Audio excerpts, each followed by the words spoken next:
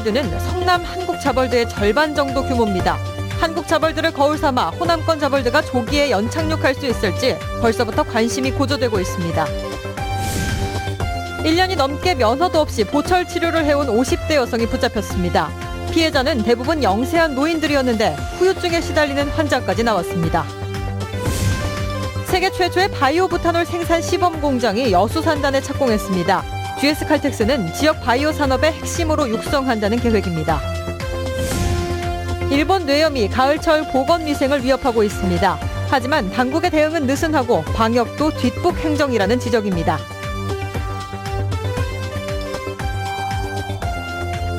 여러분 안녕하십니까? 오는 2018년 개관 예정인 호남권 자벌드의 운영 방향 설정을 위한 기획보도 이어갑니다. 오늘은 마지막 순서로 호남권 자벌드의 성공적 운영을 위한 앞으로의 과제를 짚어봅니다. 김주희 기자입니다. 순천만 국가정원 인근 15,000여 제곱미터 면적에 오는 2018년 12월 개관 예정인 호남권 직업체험센터 자벌드. 호남권 자벌드는 한국 자벌드에 비해 규모는 40% 수준이지만 지역의 특성을 반영해 13개 종 80개 체험실로 내실 있게 구성됩니다. 특히 지역 특화 직업체험관에는 생태와 정원의 녹색 직업과 가상 증강 현실을 적용한 신기술 창조 직업체험관 등이 조성됩니다. 순천시는 영호남 모든 도시에서 2시간대 접근이 가능한 만큼 최적의 접근성을 갖춘 것으로 보고 있습니다. 한 해 방문객 수만 70만 명에 이를 것으로 추산하고 있습니다. 생산 유발 효과가 약 1,000억 원 이상이 될 걸로 추측을 하고 있고 또 연간 거기에 따른 약 400억 원 정도의 음식, 숙박 이런 데서 부가가치 효과가 있을 것으로 지금 기대를 하고 있습니다. 하지만 계획한 대로 성공적인 운영을 위해서는 과제도 없진 않습니다. 고용노동부의 운영비 지원이 없는 만큼 초기 운영 비용이 부담으로 작용할 수 있습니다. 그래서 학생들의 재관람을 유도할 수 있는 지속가능한 컨텐츠 개발이 필요하다는 지적이 설득력을 얻고 있습니다. 본인이 생각하는 미래 직업들과 또 새로운 직업을 만들 수도 있거든요. 이러한 것들을 한번 캠프 형태로 해보는 방법들, 이런 것들이 소프트웨어의 기능과 역할에 가미가 된다고 하면 다음 세대 청소년들이 이런 것을 통해서 미래에 대한 꿈을 가지고 본인이 새로운 어떤 도전을 할 수 있는 기회도 생길 수 있다. 이 밖에도 경연망권 관광 컨텐츠와 연계해 지역 경제를 견인하는 방안, 지역 교육 관련 기관단체들의 협력을 이끌어내는 방안 등은 앞으로 더 고민이 필요한 대목입니다. 이제 출발선에선 호남권 직업체험센터. 학생들이 미래의 꿈을 찾아가는 요람이자 지역경제 활성화를 견인하는 새로운 랜드마크로 자리매김할 수 있도록 지역사회의 더 큰 고민과 의견 수렴의 과정이 필요해 보입니다. MBC 뉴스 김주희입니다. 무면허로 보철 치료를 해온 50대 여성이 경찰에 구속됐습니다. 주로 주머니 사정이 어려운 노인들이 치료를 받았는데 일부 환자들은 후유증을 호소하고 있는 것으로 알려졌습니다. 보도에 문형철 기자입니다. 사무실 안에 치과용 의료 장비들이 어지럽게 널려 있습니다.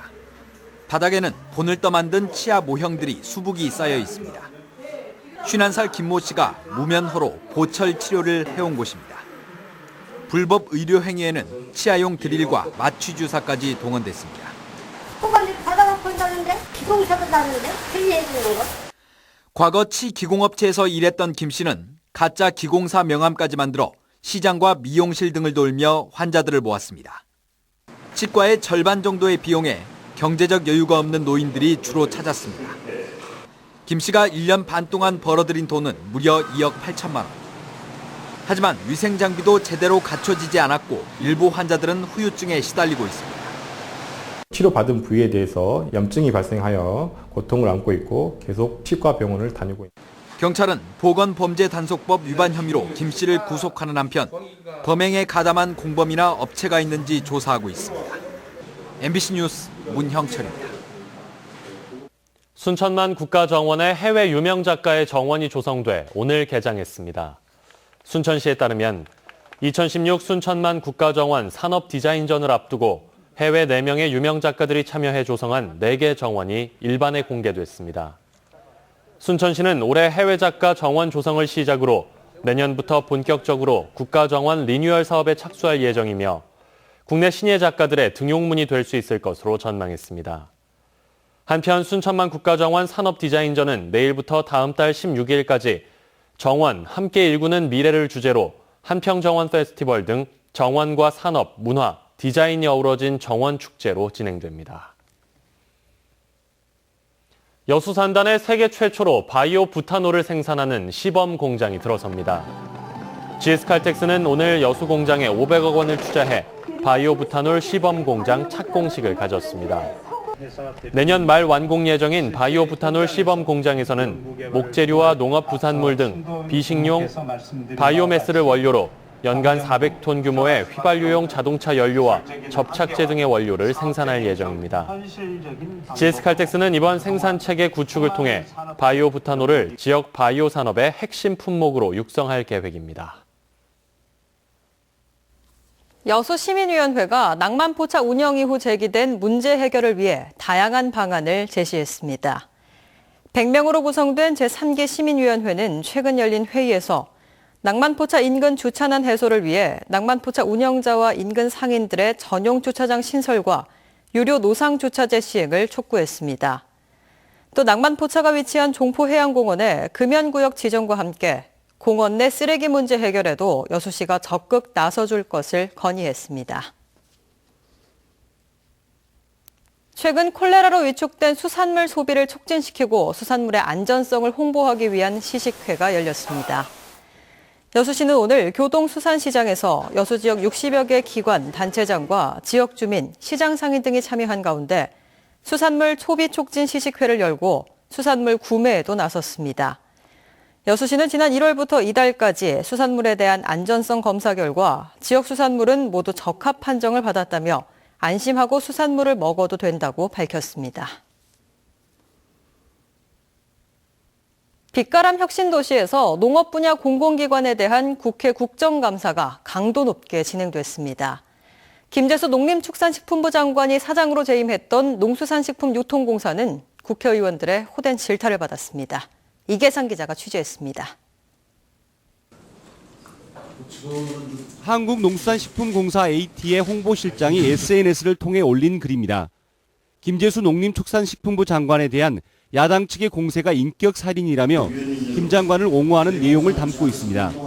더불어민주당 등 야당 국감위원들은 국회에 대한 도전이라며 목소리를 높였습니다. 국정감사와 국회에 대한 정면 도전 행위로 생각할 수밖에 없습니다. 정책 보장안을 지켜주시는 장관님에 대한 그 절절한 마음이 더 앞서시지 않으셨어요? AT에 대한 질의와 추궁은 미르재단에 대한 특혜 의혹으로 이어졌습니다. 의원들은 한국형 개발협력 사업의 하나인 K-밀 사업에 민간 재단인 미르가 왜 참여했는지, 정권 실세에 힘이 작용했는지 따져 물었습니다. 평가위원으로 미르 관계자를 참여를 시키라는 어떤 통보나 지시를 받은 게 있습니까? 청와대를 등에오고 대통령의 관심사항을 내세워가지고 정부 부처에 영향력을 행사해서 의원들의 호된 질타에 대해 AT는 책임 있는 답변을 내놓지 못했습니다. AT를 지키기 위해서 그 심판만 시작을 하니까 의원님들은 저희가 훨씬 많은 사항을 가지고 질의하시니까 제가 답변 드립니다. 예, 알겠습니다. 김재수 장관이 AT 사장으로 재직하는 동안 의사결정을 책임지는 이사회는 영남권 인사 위주로 구성돼 지역 편중이 심각했다는 비판도 쏟아졌습니다. MBC 뉴스 이계상입니다. 올 들어 전국적으로 일본 뇌염 환자가 발생해 가을철 건강을 위협하고 있습니다. 하지만 전라남도의 대응은 느슨했고 방역 체계도 뒷북을 치고 있습니다. 최진수 기자의 보도입니다. 올 들어 광주에서 국내 첫 일본 뇌염 환자가 발생한 것은 지난달 16일, 광주에서 15년 만에 발생한 데 이어 지난 6일 전남 해남에서도 일본 뇌염 환자가 나오는 등 전국에서 5명의 환자가 발생했습니다. 해남의 환자가 확진 판정을 받은 때는 지난 22일이지만 전라남도가 시군의 매개무기 방제 활동 강화를 통보한 것은 지난 26일. 일선에 전파하기까지 나흘이나 걸렸지만 예방 홍보는 이루어지고 있었다고 주장합니다. 해남에서 환자가 첫 발생하기 전에 강주에서 발생한 이후 3번에 걸쳐서 시군의 방역활동 강화 및 홍보를 착취하도록 통보한 바 있습니다. 늑장 대응뿐 아니라 방역 체계도 느슨하게 운영되고 있습니다. 환자가 쓰러진 뒤 1차 양성 반응 이후 2차 확진 판정까지 보름이 넘게 걸린 것입니다.